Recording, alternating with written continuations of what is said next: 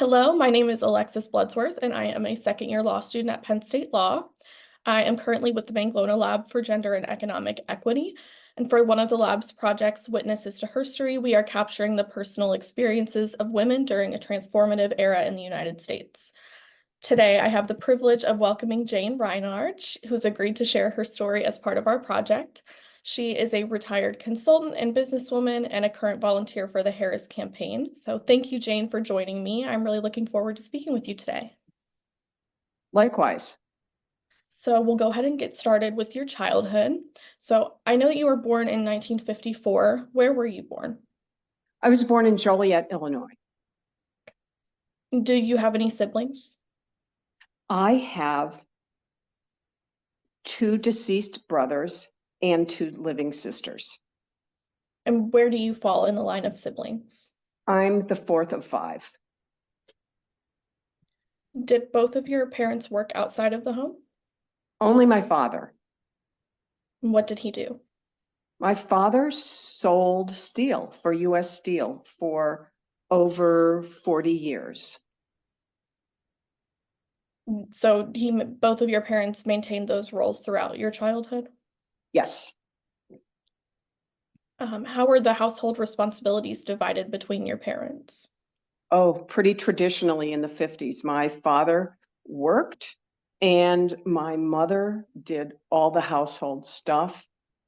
She took care of pretty much everything other than earning money.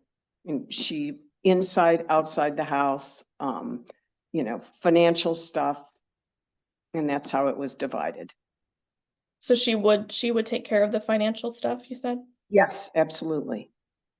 Did she have her own bank account, or did your parents share a bank account? Oh, they shared a bank account. How was the decision making split up between your parents?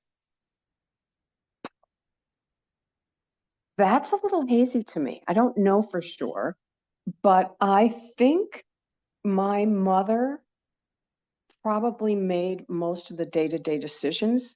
And I have a feeling that the two of them discussed other decisions. Like it was not my father telling my mother what to do, ever. In fact, one of the things I can remember as a kid very strongly is if we ever said anything disrespectful about our mother, my father would be, "You respect your mother." So, he had high esteem for her.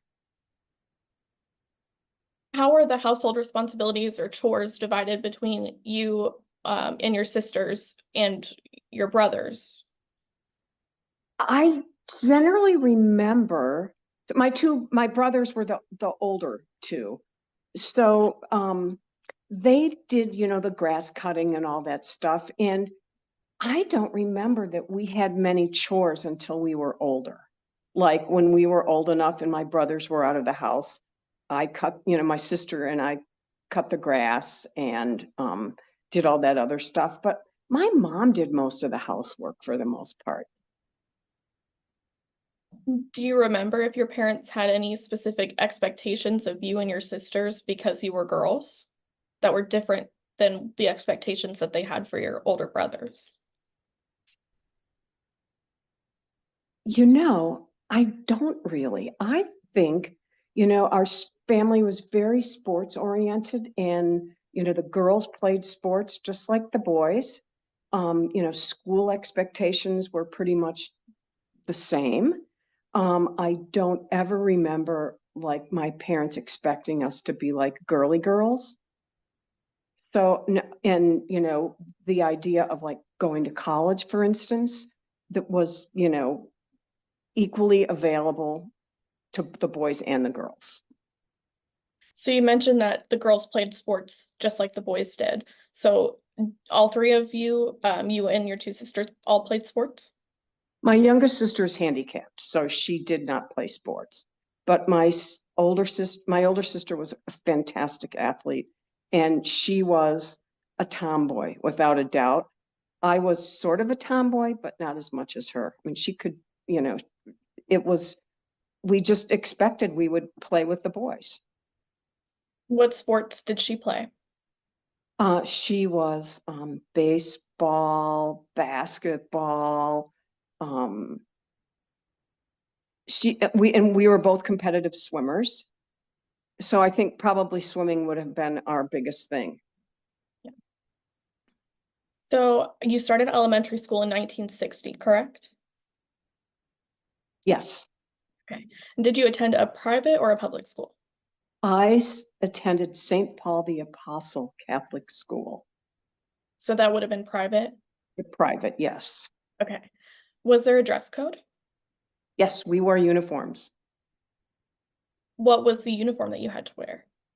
It was a navy blue jumper with a white blouse underneath. And it was wool. It was super hot when in the summer. I remember that so well.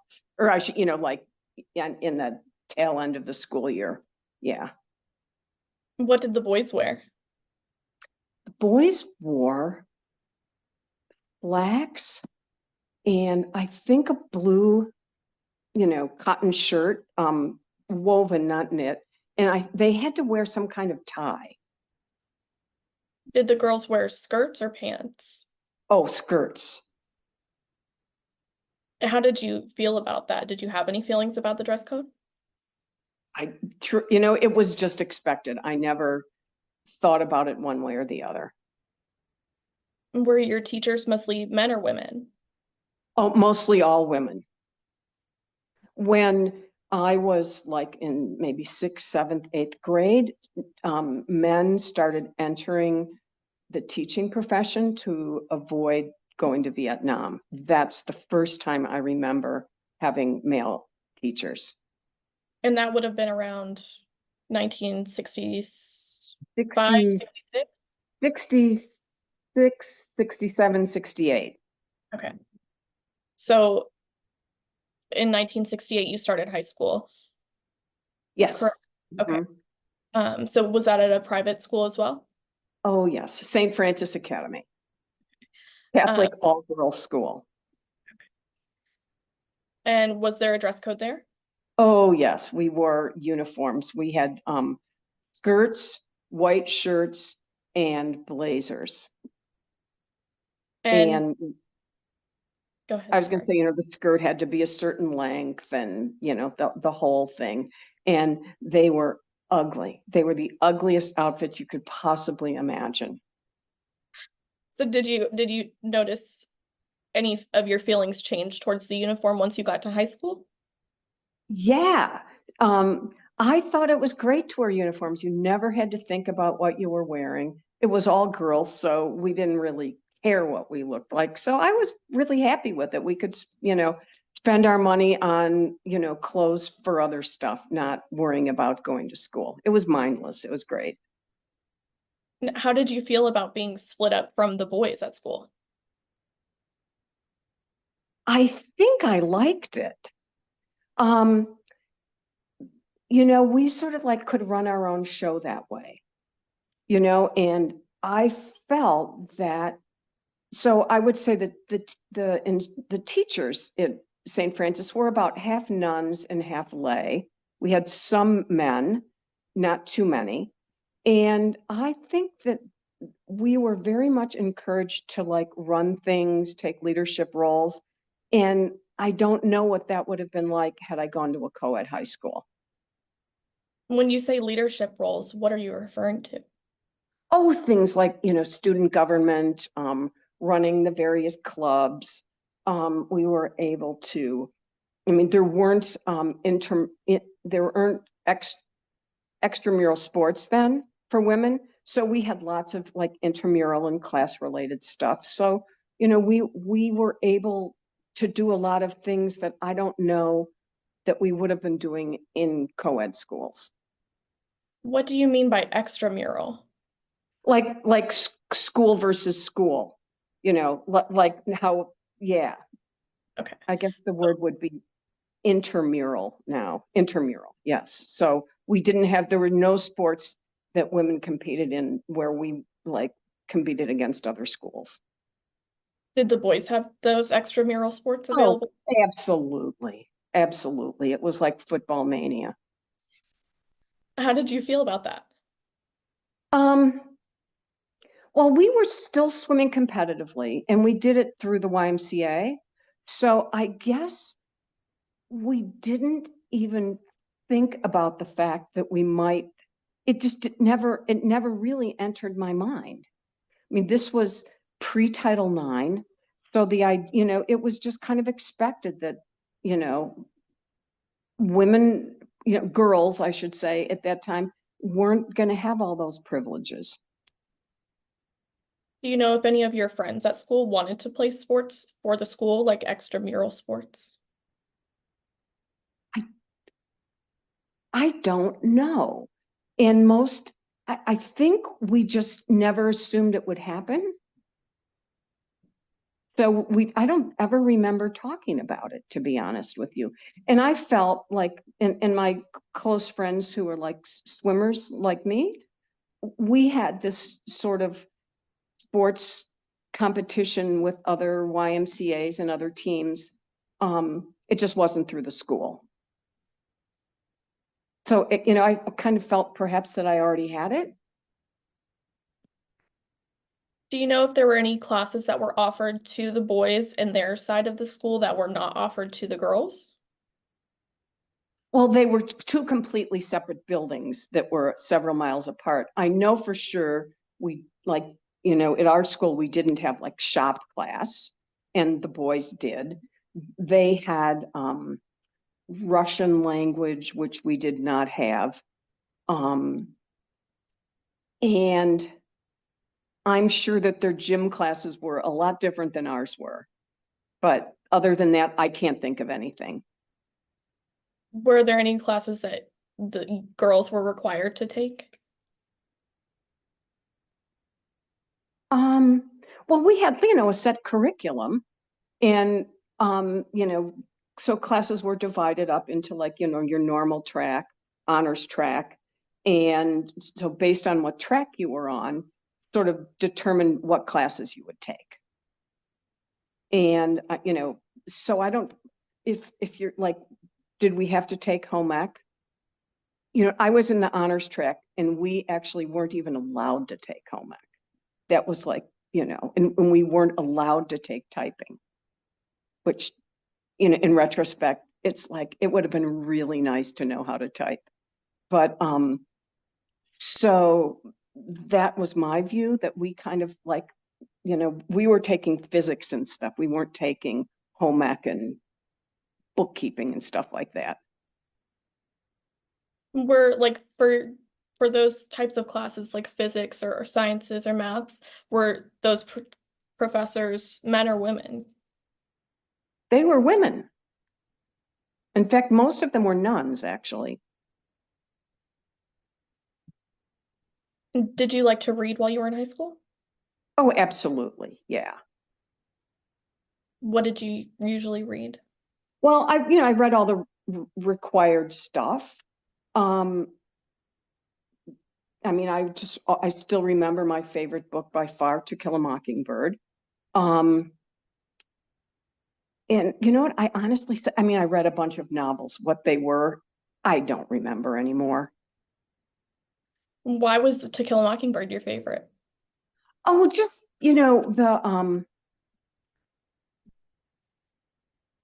the whole family, at the time, the family dynamic and the whole kind of small town thing, and now when I read it, it was, or think about it, there was just so much social injustice that it, when I was a sophomore in high school, I didn't understand, but maybe there was some of that I was interested in, but just didn't understand it. So do you remember ever being any of those assigned readings for school? Do you remember if any of them were written by women or about women? Oh,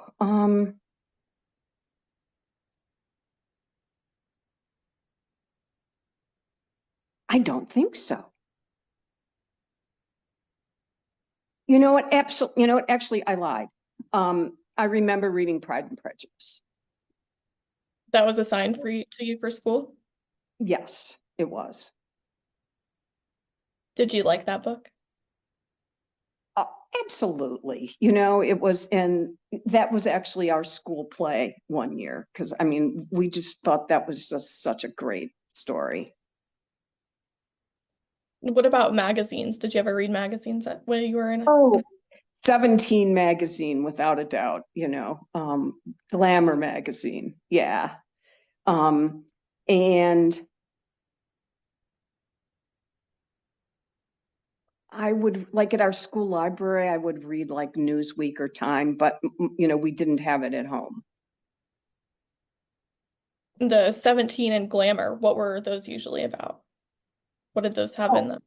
fashion, boys, all this, all that stuff like that. And then did you ever watch TV or movies? Oh, absolutely, both. Um, you know, Back then there weren't all that many selections available on television. There were three networks and PBS. So, the comedies, we watched all that stuff as a family. The Fugitive, we watched Peyton Place, which was scandalous at the time. And movies, that was a big thing. Like you'd go on dates to movies, you'd go with your group of girlfriends to movies. So movies was a big deal. You mentioned Peyton Place. Could you tell me what that is? Well, are you familiar with the book? No. Okay, all right. So it was sort of like the one of it, it was a, like a small town sort of soap opera thing where there were affairs and, illegitimate children and class wars. And and they turned this book into like a 2 night a week half-hour show. It was basically a soap opera. And it touched on like pretty taboo subjects for then. And I remember just being fascinated by the whole thing. I mean, it was like out of wedlock pregnancy, just stuff that at the time was pretty scandalous. What were some other taboo subjects that it touched on? Um, well, affairs, pregnancies, and that was it. I think I don't remember much else, but there was nothing so bold as like interracial stuff, or it was just way too early for that. Was there any kind of sex education curriculum offered at your high school? I don't think so, no. So, how did you learn about menstruation? Well, you know what? Actually, in like I think it was in seventh grade, they had like a mother-daughter thing at the school in the evening where you could go with your mom to learn about all this stuff, and you would get like a free little box of Kotex and in that funny little belt thing. And I think I was the only person that didn't go because my mom just didn't feel like it. So I kind of just never really had any formal education like that. It was sort of like, Mom, I started my period. She's like, here, handed me the sanitary pads. And then because we were swimmers, you couldn't exactly use those when you were swimming. So she like handed me a tampon and said, here, figure this out. And I did. So yeah. Where did you learn about like safe sex practices and things like that? Ah, in college, because in high school, it was like, don't do it. And I didn't. And that, and if you got pregnant and at St. Francis Academy, you were immediately thrown out of school, and it was a big scandal. So you absolutely, the safe sex we had is don't do it. Did anyone ever get pregnant at your high school? Oh yeah, like freshman year, there 3 girls got pregnant, and they And they just kind of And they just kind of vanished. Seriously. Did you and your friends ever talk about those kind of topics? Absolutely. Absolutely. It was like, I think it was junior or senior year in high school. One of our friends was having sex. And we were all like, you know, he would describe it and we'd be like, ew, you know? And it was sort of, I would say the topic was how to like avoid getting into those situations. Like it was just considered so sinful and wrong. So, switching gears a little bit, you said you did competitive swimming in high school, but it wasn't Mhm. school. Um, That's right. so when you went to those competitions with other YMCA teams and things like that, were you competing against only other women? Only other women. The meet in the meets and the events were only for women. Was there also a men's swim team with the YMCA? Yes, yes. Okay. They just had separate meet times. We had separate practices, separate meets. Yeah, other than like right before the big events when like if you were going to go to the state championship, all the people who didn't qualify were kind of like sent home. And then we would have joint practices then.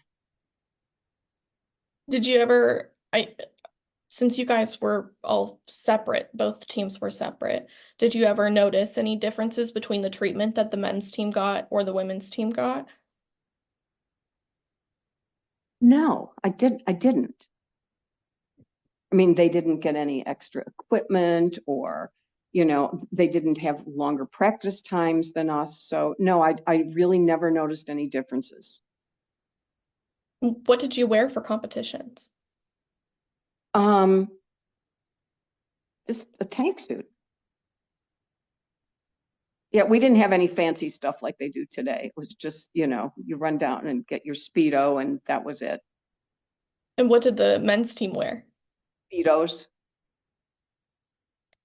Did your parents come to your swimming competitions? My mother did quite a lot. And when we swam in the summer, like at the Y, they had buses to take us to meets. And so, so if it was a home meet, my mom would typically come and watch, and my grandmother. My father, I think once or twice he came to a meet. He just was working. Or, he just didn't do that. Did he ever go to any extracurricular stuff that your brothers were doing? I don't think so. I don't think so. Did you have a job in high school? I did. Um, I started off babysitting. And then when I turned 16, I got a job at Howard Johnson's Motor Lodge as a desk clerk. And I did that on the weekends, occasionally at night during the week. And I loved it. I loved that job. How much were you paid when you were the desk clerk? I think it was $2.25 an hour, which was it was above minimum wage, but not much. What was minimum wage at the time? Oh, I'm kind of guessing here. I think it might have been $1.75. Okay. And what did you see women in your community doing for work? Most of my friends' parents, mothers, I should say, did not work.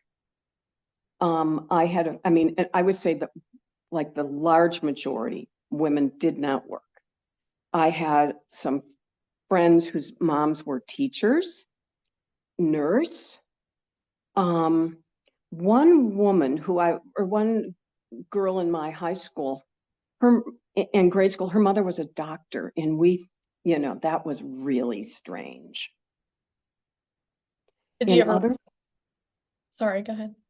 And so I don't remember women, and I had one friend who worked like at a fancy clothing store, but I don't remember women working much.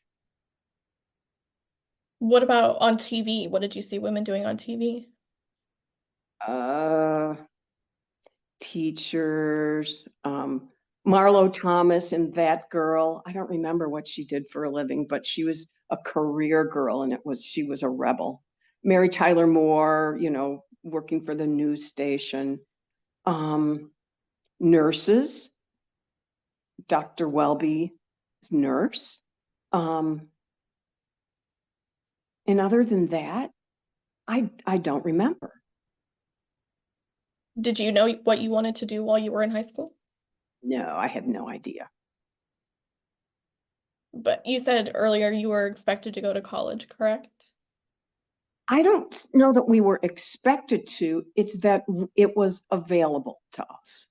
Okay. Like I knew if I wanted to go to college, that my parents would pay for it if we went to like an inexpensive state school, because truthfully, that's all they could afford. Did you want to go to college? Absolutely. And I just wanted to get out of town. Did I have a concept of a career in mind? Like when I left high school? No, I had no idea what my life was going to be like.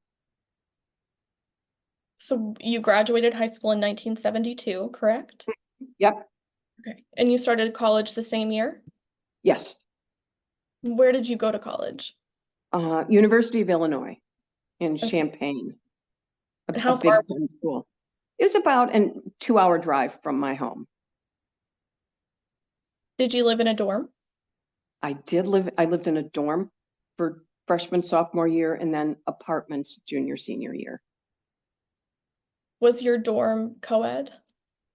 It was co-ed by floor. So I think it was like yeah, I think it was like every other floor or so, was women. But at that time, there were I think there were a lot more men at University of Illinois than women. So, that they divided it up however they needed to. Did you notice if the men ever had any different rules in the dorm than the women did? I don't think so. I do know that the the I'm going to call them boys. The boys, I think, had housekeeping service like once a week, and we did not, because I guess they thought, we could clean up after ourselves where the boys could not.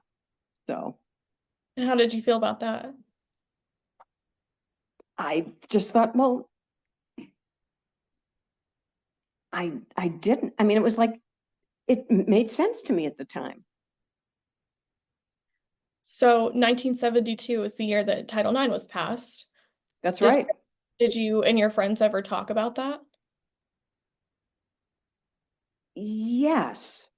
And the reason for that is that I was swimming in college. And at the time, men had scholarships for all sports, including swimming. Women were not allowed to have athletic scholarships.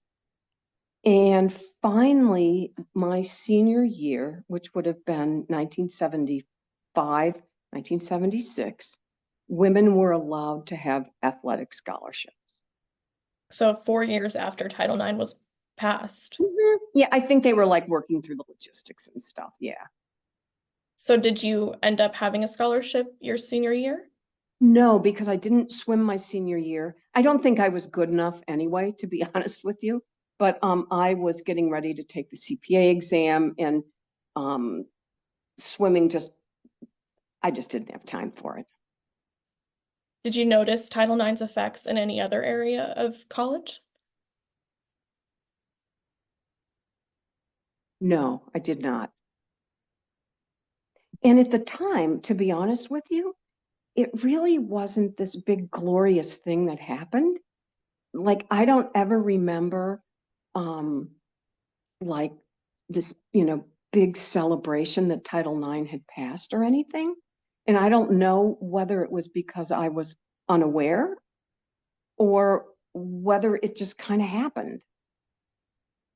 I don't think it was a big deal. But What now was you've made me curious. I want to go back and look to see if I was oblivious. what was your major? Accounting. And when did you decide that? My late in my sophomore year. What made you pick accounting? So I started out as a poli-sci major and realized I really wasn't that interested in it. And so I took a few business classes and so like, let's say by the beginning of my sophomore year, I knew I was going to be a business major. I didn't know what in. And I took an accounting class and that's how my brain worked. So I decided that's what I would do. Had you And always liked math? no, I hate math. It's just, but I'm super logical. It was a very, it was very strange because when people meet me, they're like, they're surprised that I was an accountant. So I'm not, my brother was an accountant. Both my grandfathers were accountants. So maybe I just kind of slipped into it. I don't know. And were your professors mainly men or women for accounting? All men, all men. In fact, I was in some classes that I was the only woman. What about other classes? Do you think that there was a good mix of men and women throughout the school generally? In the business school, not too much, but like in regular general ed classes, there were more men than women in the school at the time, but there were plenty of women. But it was a little bit more lopsided in your business. Oh, absolutely, particularly in accounting. How did you feel sometimes being the only woman in the classroom? It's kind of weird that it didn't make that big of a deal to me. Maybe it's the house week, how my parents never made a big deal out of that. My two older brothers like taught us sports and, so I was kind of like one of the guys.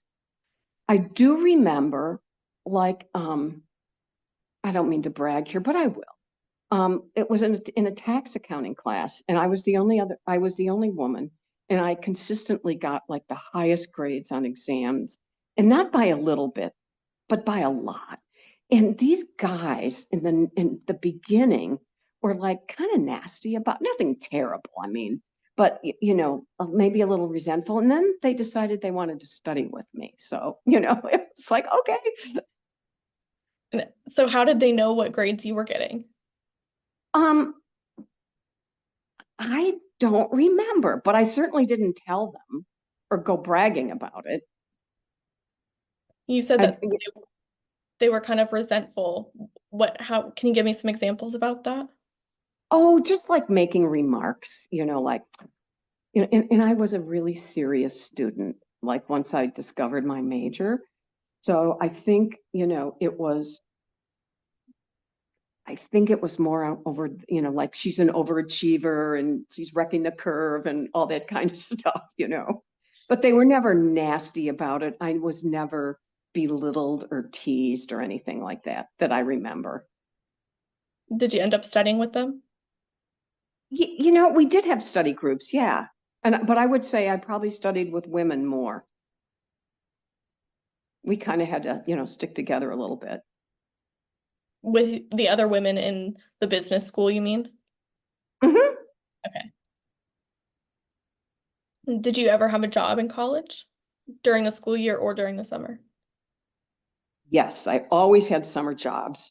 And here's one of my most amazing jobs. I was the first woman hired to work in the mill at US Steel in Joliet, Illinois since World War II. And Get that job.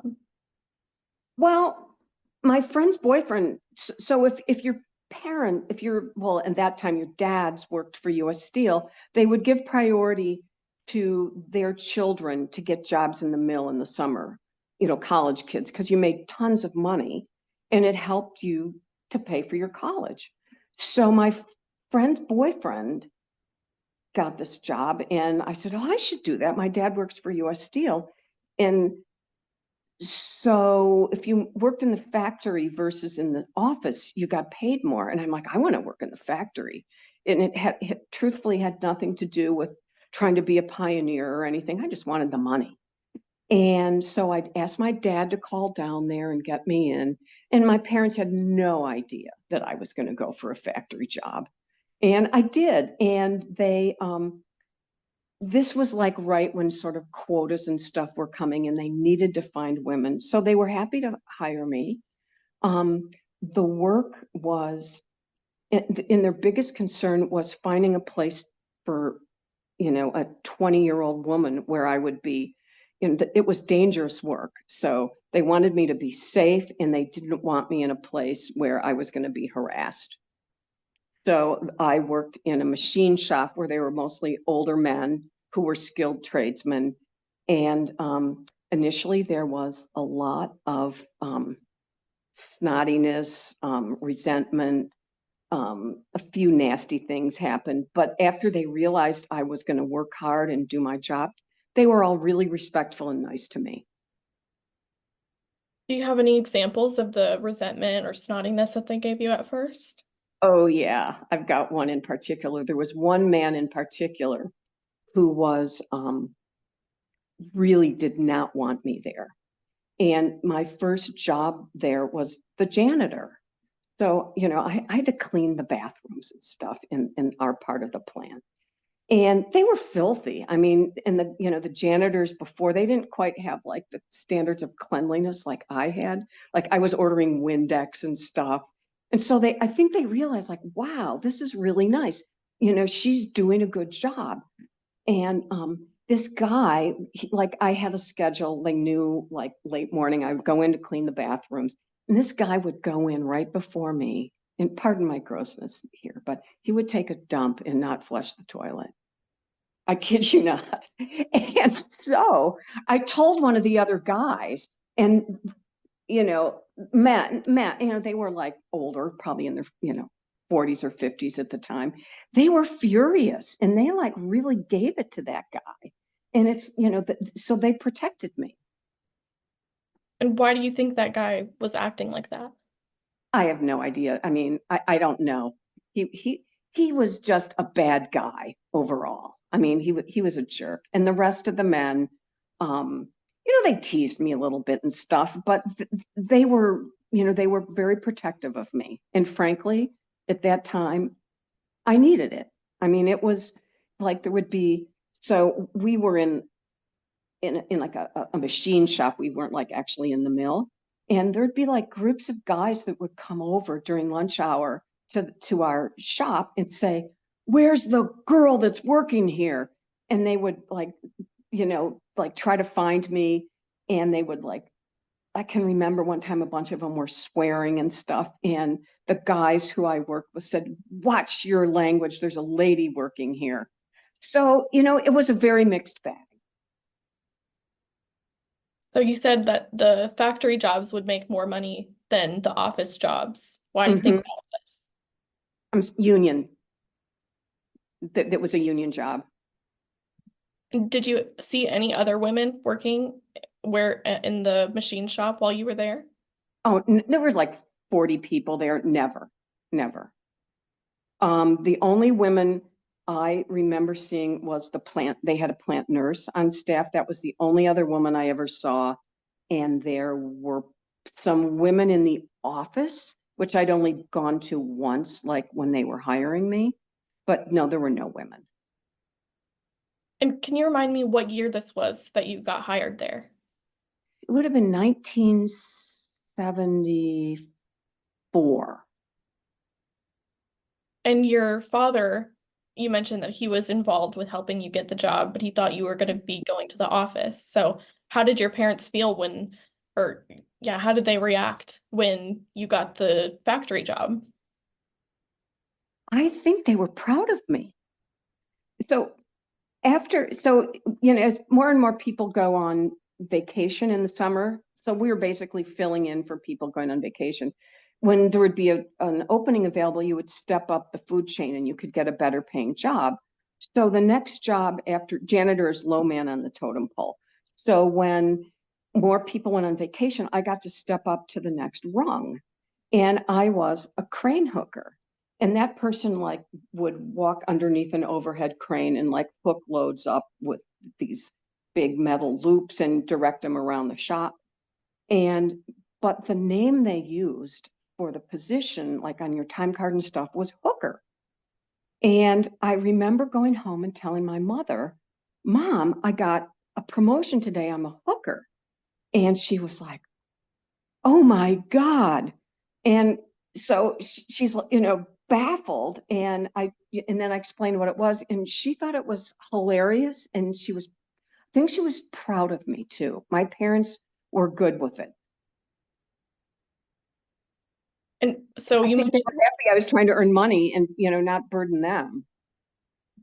how much were you getting paid for doing the factory job? If I'm you gonna guess like maybe $7.50 an hour. And then my foreman used to let me work 12 hours so I could get time and a half for 4 hours. Sometimes I wasn't busy, but he knew I needed money for school. It was crazy. And if like if it was a holiday or a weekend, I would always volunteer to work because you got paid double time. And so yeah. and And so then you that was a lot of money because the minimum wage was might have been like 2 or 2.25 an hour. So that was a lot of money. So you kind of mentioned how you were treated by some of the other employees. Were you ever treated any differently by management?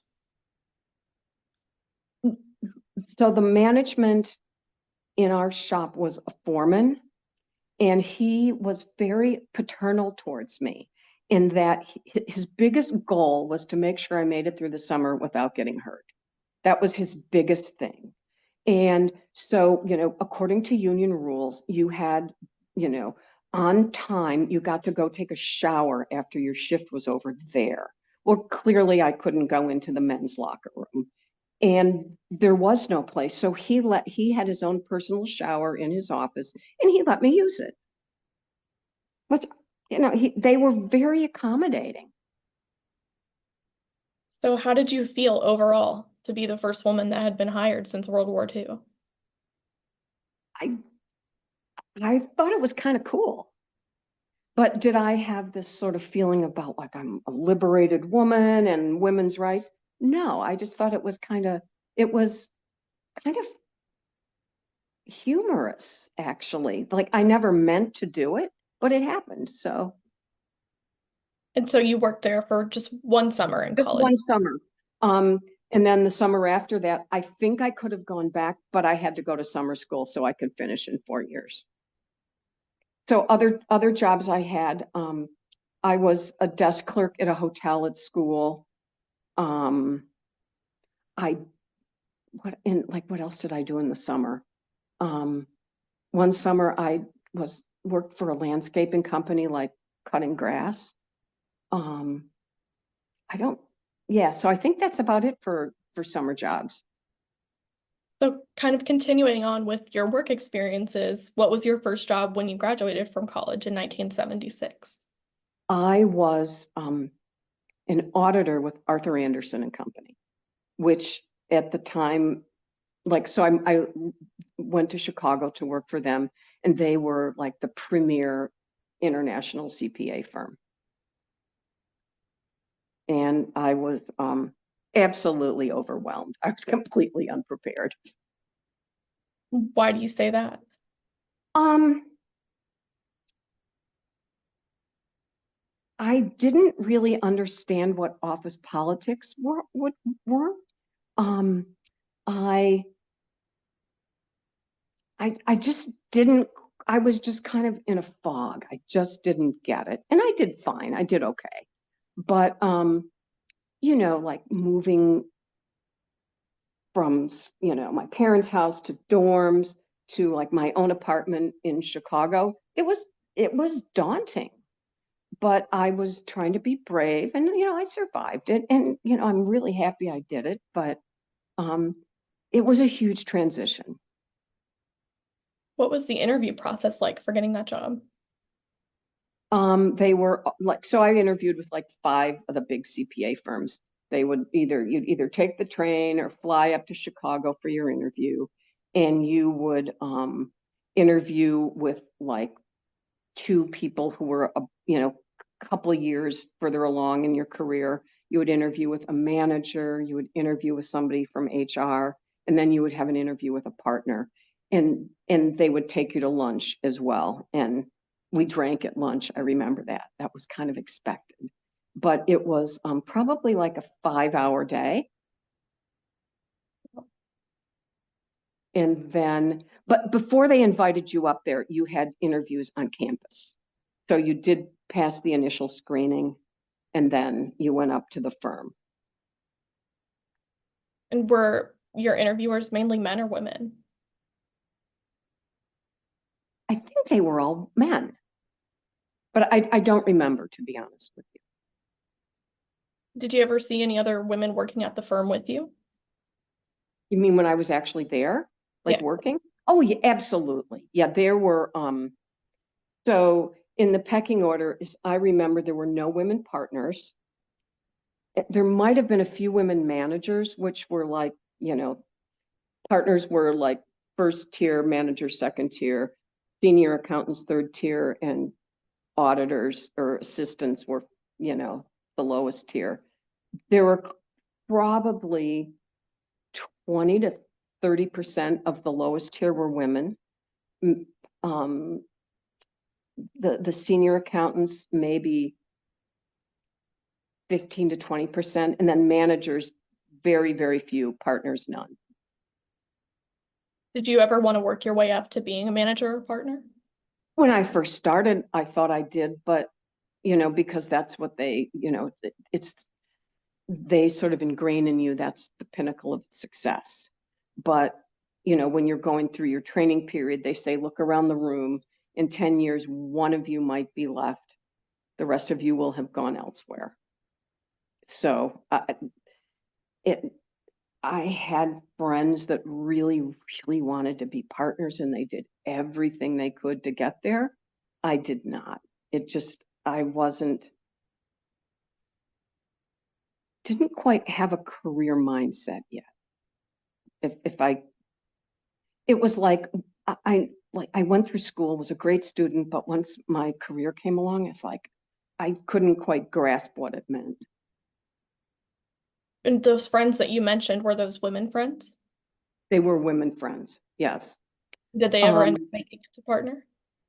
One of my friends, who I just saw her this weekend, was one of the first women partners at a big CPA firm, one of the national firms, Deloitte. She was a partner there, one of the first women. She was in LA.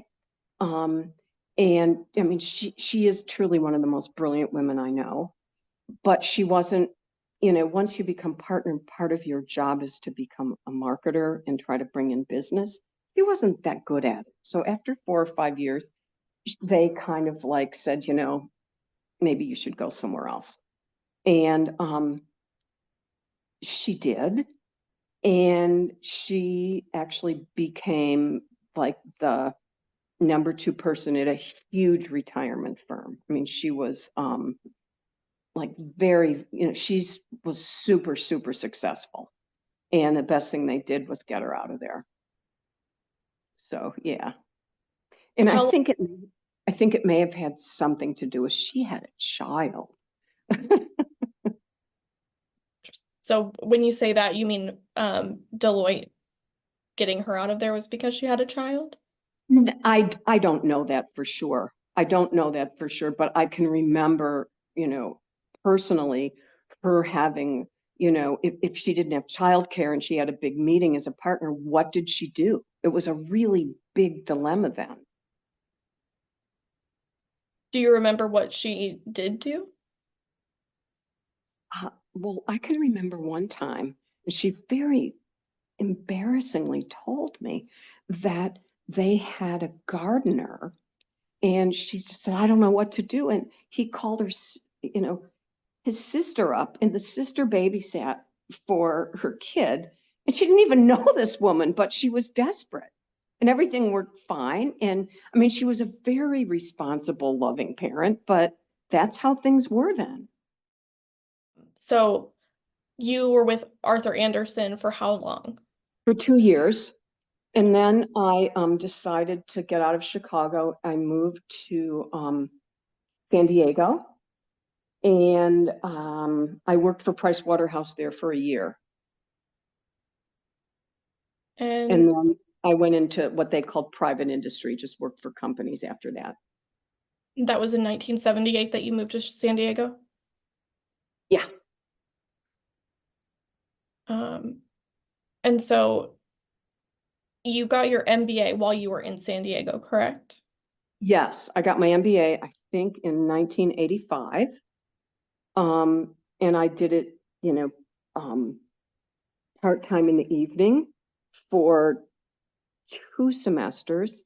And then my company downsized, and I went back full-time for a semester because I already had a business degree. I only needed to take the equivalent of 10 classes. So I just jammed all those classes in to the last semester so I could finish it up. Where did you get your MBA? Oh, San Diego State University. And were your professors mainly men or women there? They were all men. What about your classmates? It was more of a mixture. I think there were slightly more men than women, but it wasn't crazy. I mean, it wasn't like 10% women. I'd say it was, 40 to 50% women, maybe. So then you worked for a series of startup companies, correct? That's correct. Yes. And you also spent some time as a CFO and president of a company, correct? I did. Yes. What year Yes. was that? Probably around 1990. Yeah, that sounds about right. And what did that company do? That company was a franchising organization that this was in the beginning of the cellular phone era. And we had stores where people would buy cell phones. And at the time, you got them installed in your car. So we had installation bays, and in getting a cell phone was complicated. So we had, reps that did all that stuff for you, and taught you how to use your phone. So anyway, there were probably about 30 franchised locations, and we had a couple of locations. And I was the CFO there. The man who was president was just not quite doing it. And so we were a venture-backed company, and they asked me to step up and be president. And I did. And so how long were you CFO before you became president? I think a couple of years. And how did you get the job as CFO? I got that job. So I had worked for a series of other venture-backed companies. And when venture capitalists need to get positions with their investments, they'll call other VCs and say, oh, hey, do you know somebody that could do this? And I got it through word of mouth because I worked for another guy who was a VC, and I had worked for one of his companies, and we got along really well. And then when you became president, did you like being president? No, I hated it, to be honest with you. I lasted about a year, and then we were expanding our lines and changing the company, and we brought in this marketing guy who really wanted to be president, and I'm like, you do it. I'm not doing it. So I stayed on for CFO for a while, another 6 months to a year, and then I left. Did you ever see any other women in leadership positions like that in any other companies around in the area? Oh, absolutely. Yes, I had friends that were financial people and, in banking and stuff. Yeah, there were by then. Were there any other women in leadership positions of that company with you? The one where I was president, yes, there was a woman who was head of HR. The corporate counsel was female. I mean, those were more senior roles. And then there were people who like managed departments and stuff too. Do you think that you ever felt any pressure to prove yourself in ways that your male colleagues didn't have to? Absolutely. Yes. All the time. Yeah. If you wanted to get recognized, if you wanted to get a step above, you definitely had to prove yourself. Working harder. Yeah, all the time. So do you think that you worked longer hours, or what kind of things did you do? I definitely worked longer hours. I mean, without a doubt. Um, I felt like I had to be more, what would the word be? And part of it was I wanted to get ahead. Like, I would never say, for instance, like, I don't know. Like my boss asked me a question, I would kind of come up with some ideas. I said, I'm not sure what the right answer is, but these are some ideas because that's what I was told I was supposed to do. I don't know if the men were supposed to do that, but I think in retrospect, it was great training because, that helps you move ahead for the future. I was really happy that I had that person for a boss who made me sort of like think and yet have a safety net. Did you ever talk about that pressure that you felt with anyone? I don't think so. It was just kind of expected that it would be that way. So I recently read in my corporations textbook that in the 1980s, 2/3 of outside corporate directors were CEOs of other companies that were Mhm. nearly all white males over the age of 55. So Oh, absolutely. you think that was an Absolutely. accurate representation of corporate leadership at the time, or your experience in corporate leadership? Absolutely. Hmm.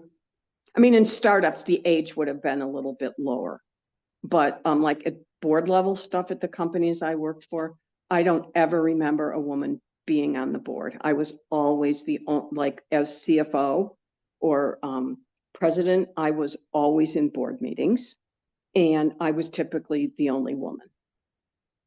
So the women that you did see in leadership were more in officer positions and not board positions. Absolutely, that's true.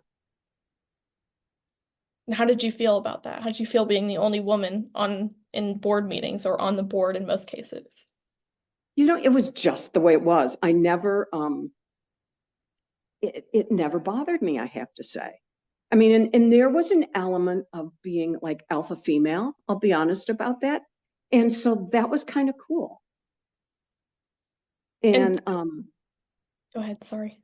no, I was going to say, and there was some um, like when I started at one company, I was at a certain level, like not, C-level management, but like manager. And when I got promoted to C-level, more than a few of my peers were like, how come she got to do that? And, my boss told me this, that they were a little resentful. And they said, because she works her ass off. So, yeah. So when you were in those management positions, the people that you were the managing, your employees, do you think that they ever treated you any differently because you were a woman versus other male managers? I can't say for sure. Um, and, I will confess when I was at that level in my career, I tried very hard to be like a man. If I mean, not, As far as my demeanor, I would never be emotional. So I think that there was, I tried not to let them differentiate between me and another male manager. Was that difficult? Um, Not really, because, um, like, no, I don't remember it being difficult. And there were also women in the office that we could like be girls with, so there was an outlet. So why did you end up leaving that role? Um, I was burned out. I was really burned out, and that's why I left. And the guy, I think I told you, this marketing guy, came in and assumed the role as president.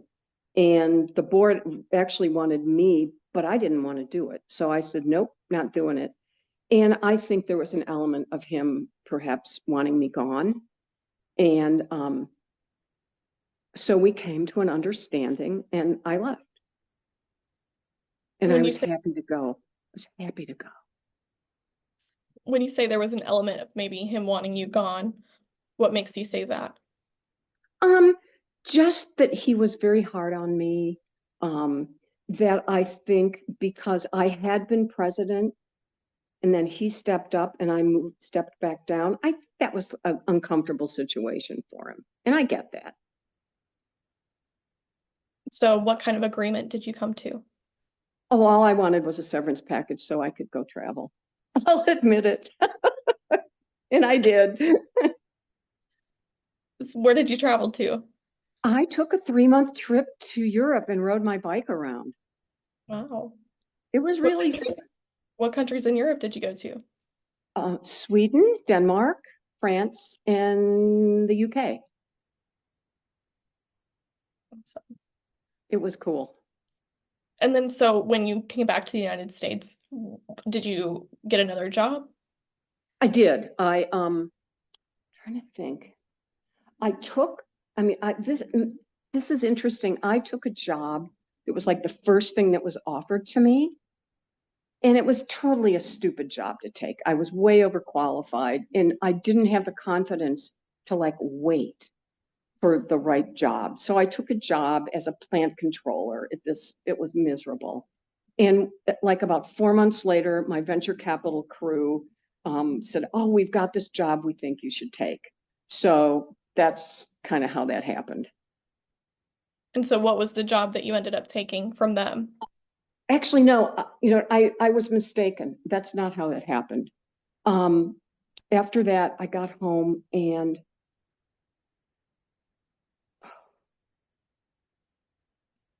it was a different lower level job I took. I'd lost confidence in myself. I did that for about a year and I was so bored. And for like about 2 or 3 years, I took lower level jobs because I just wasn't confident in myself. And finally, a company offered me a job that was like another really great startup. And I went in there and put on my CFO hat again, and it was great. Why do you say that you weren't feeling confident in yourself? Why do you think that was? Um, I think that I had viewed leaving that company as a failure on my part, that I didn't want to stay president, that it was, there's something to be like, for someone to say, I really don't want to be in this higher level job. I want to do something less. I think it was, it's the fact that I admitted that, I think it really took a toll on my confidence. And I just didn't want, and I felt like if I took a lower job, there would be less pressure and it would be easier. And that's what I wanted. So that's what I did. And Did you ever then talk to anyone or tell them how you were feeling about your lack of confidence due to that at that time? absolutely, no, absolutely not. You might be the first person I'm telling. I'm honored. So you decided to retire 3 years ago in 2021, correct? Yes, that's right. And why did you decide to retire? Um, well, it's interesting because I gradually started retiring. And by that, I mean, I quit employment and just did consulting, and contract work. And gradually, I just started taking on fewer and fewer clients, or even like getting rid of them. And I was down to one, like maybe slightly more than half-time client. And there were things there that was not happy about. And so I just decided this is my time to retire. And once in a while, I will do something for somebody, but I'm getting a little rusty now. But for instance, now I'm like a friend of mine's running for a state office in Connecticut. I'm her campaign treasurer, and I'll do stuff like that. But I really don't do any paid work anymore. What kinds of things do you do as her campaign treasurer? I have to. I mean, it's you do everything from bookkeeping. You have to do all the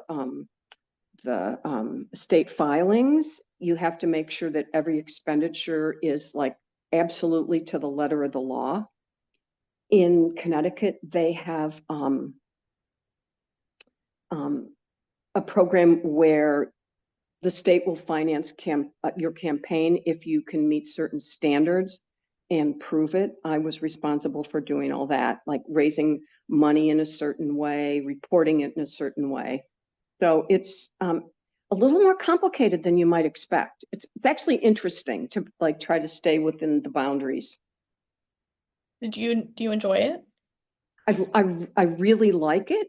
I had to resign when I left Connecticut And when did you leave Connecticut?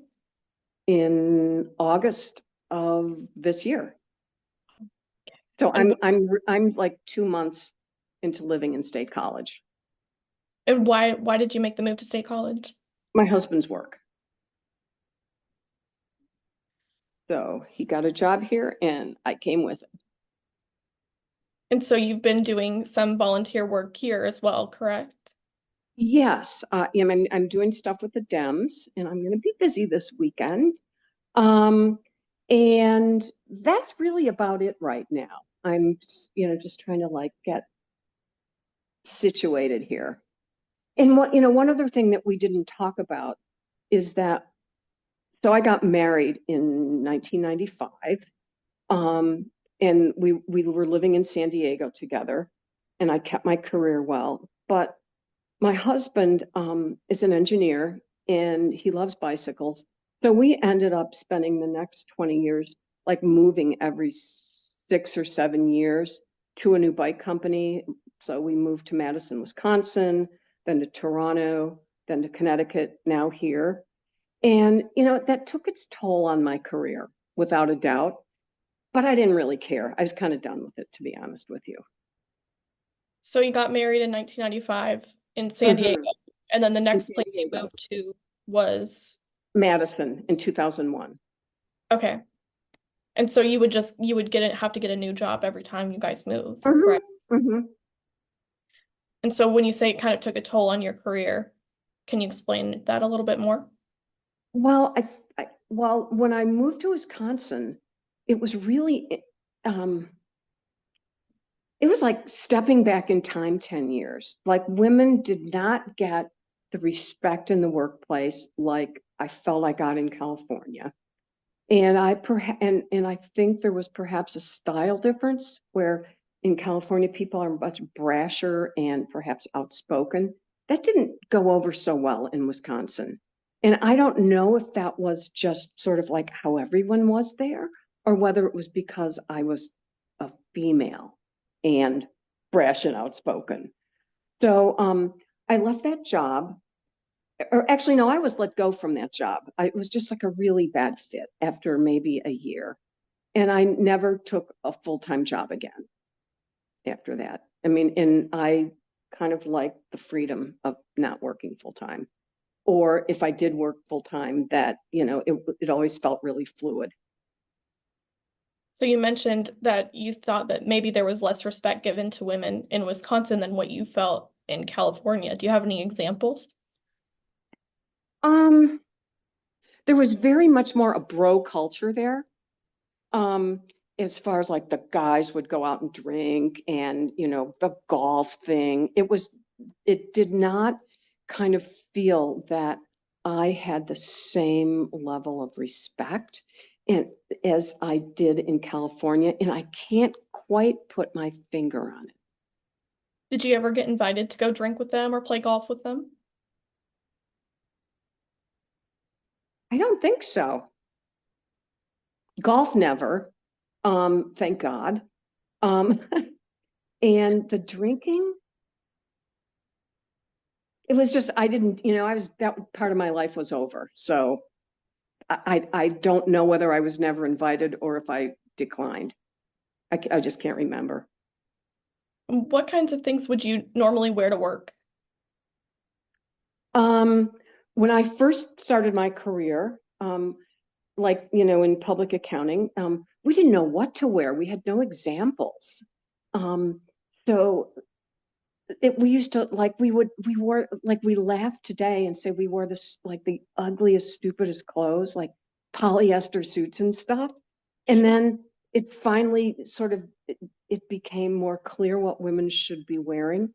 And I'd say in my late 20s through maybe the age of 40, we wore like suits, like I wore severe men's suits, not men's suits, but women's suits with skirts that looked like men's suits with the little bow tie and like the perfect shirt. And the perfect pumps and everything. We had like little uniforms kind of. And then things started getting more casual. And I started not really caring about my career as much. And then, gradually it got sloppier and sloppier and sloppier. And then when you're working in a startup company, you can wear whatever you want, as long as, I think our dress code was no short shorts and no midriff tops. And could wear what, so yeah, jeans. And I mean, I never wore like t-shirts or anything like that, but I definitely dressed casually. So when you say that what you were supposed to be wearing became more clear, how did it become more clear for you? Um, through discussions with friends, um, through like in stores, like, the be all and end all was to go to Nordstrom and buy, like, go buy their tailored suits. So that was kind of like the place to go and buy tailored suits. Yeah. And so you wore skirts at first with the suits. Mm-hmm. Did you ever switch to wearing pants? Yes, yes. In fact, I had a suit that the bottoms were like Bermuda shorts. It was scandalous. How did people react? Well, I wore it on Casual Friday, which is so silly when you think about it. But it was a double-breasted suit jacket, and the top it looked perfectly very businesslike. And the bottom were Bermuda shorts that were, could have been pants. Um, people were surprised. What year was that? Do you remember? Oh, it would have been in the late 80s. And so do you think that it was a little bit more accepted for women to wear pants versus skirts at that time? It was kind of always acceptable. Um, when I lived in Chicago working in the winter, I mean, it was so freaking cold that we wore pants to work. We had pantsuits. And there were a few clients that required women to wear skirts, and you did. You had to there. But the office didn't care. I mean, but you typically would have like a suit jacket on it, with it. And that was in the 70s while you were in Chicago, right? Yes, yes, So just switching gears a little bit to more of your personal life. So you got married when you were 41 years old in that's right. 1995. Hmm. Why did you wait to get married? I never found anybody I wanted to marry. Did you ever feel any societal pressure or familial pressure to get married sooner? No familial pressure from my parents, never.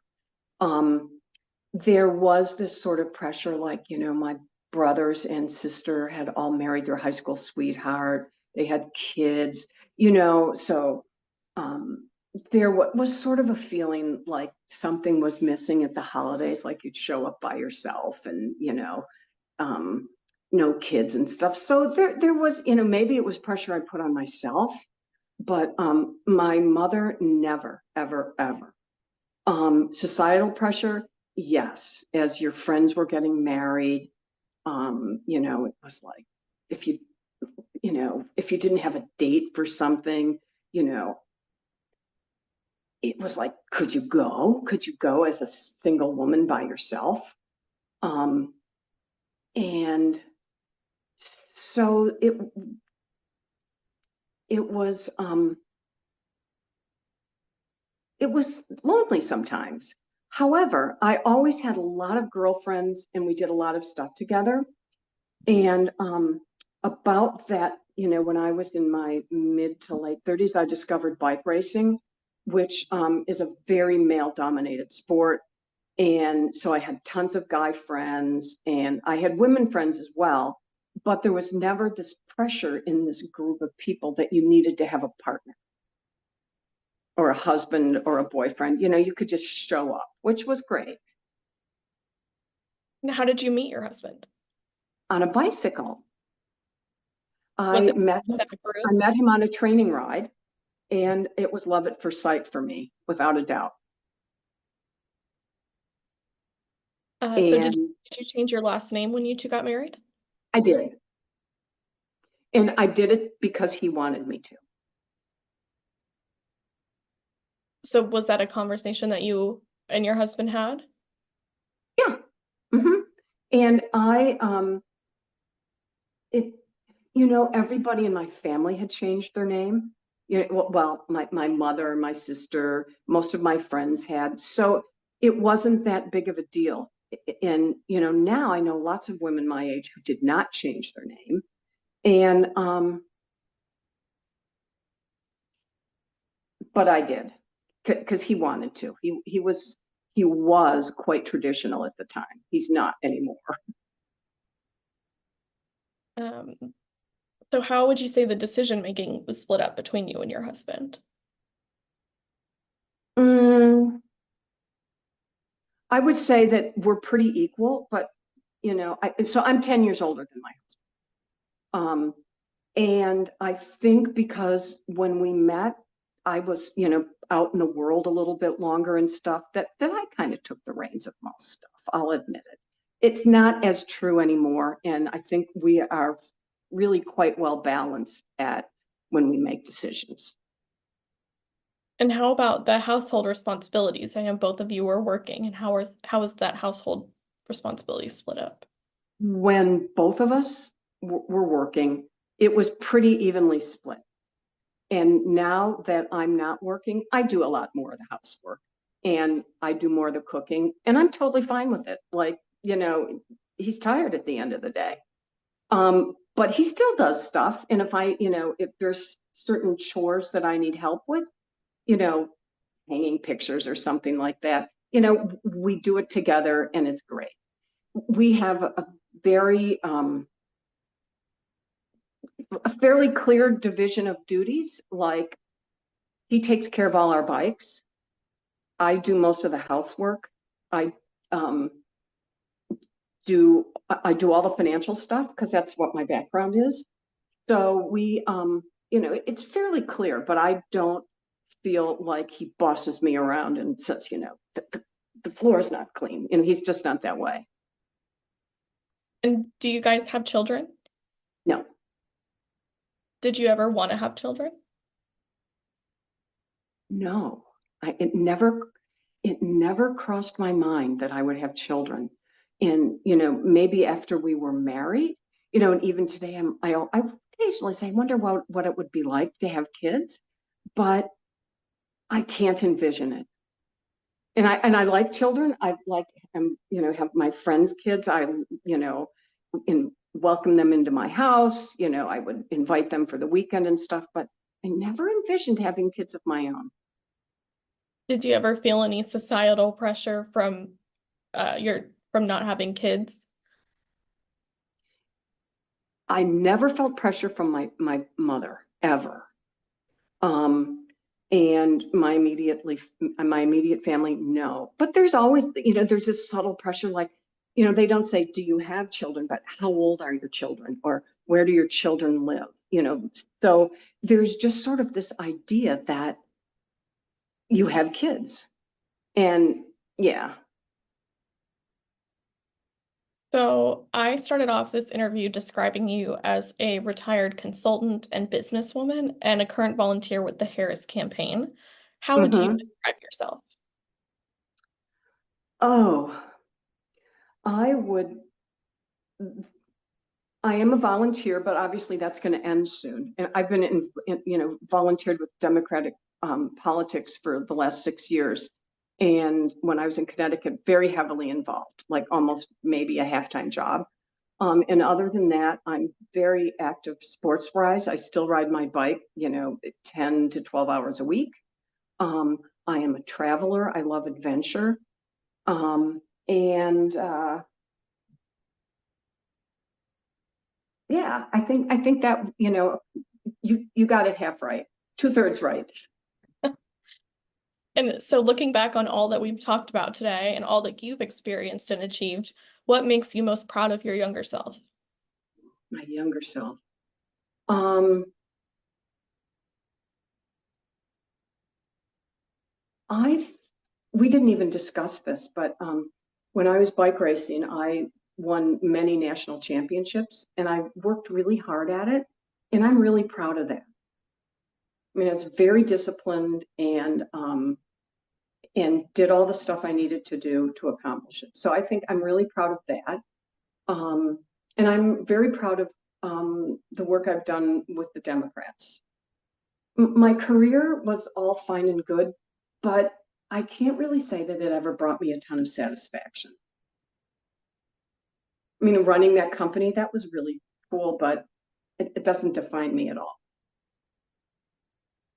So, as we close our interview, I want to thank you again for sharing your story with me and our audience. It was truly a privilege to hear your story, and I'm really excited about the impact that it will have for our Witnesses to Herstory project.